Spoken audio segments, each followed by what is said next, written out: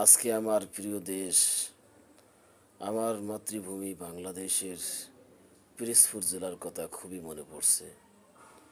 দীর্ঘদিন যাবৎ পিরোজপুর জেলাটা আমি চোখে দেখতে পারিনি, আজও দেখতে যাইতে পারতেছি না। শুধুমাত্র ভাইয়ের কারণে আমি ঋণ হয়ে গেলাম। আমি ঋণী, ভাইয়ের ঋণ আজকে আমার কাঁধে তুলে দিল।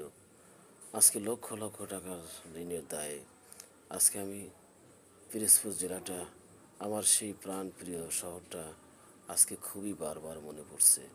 আমি কি দিয়ে যে আমি যাই সেখানে আমার ভাষাই প্রকাশ করা যাচ্ছে না। আমি কিভাবে আমার সেই শহরটাকে আমি দেখতে পাই, আমার সেই পিরোজপুর জেলার শহরটার কথা বারবার মনে পড়ছে।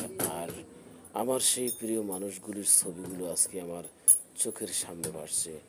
আমি জানি না আমি কবে যেতে পারি, কিন্তু আপনাদের সাপোর্ট, আপনাদের ভালোবাসা, আপনাদের মহাব্বত যদি থাকে, অবশ্যই ইনশাআল্লাহ হয়তো আল্লাহ তাআলা রব্বুল আলামিন আমাকে নেবে।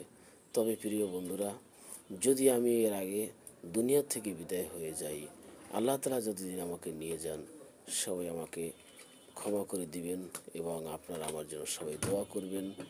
আর আমি আল্লাহর কাছে বলি, রব্বুল আলামিন যেন আমাকে নিষ্পাপ হিসাবে আমাকে কবরে নেন এবং আমাকে যেন গুনাহগার না বানাইয়া কবরে নেন না।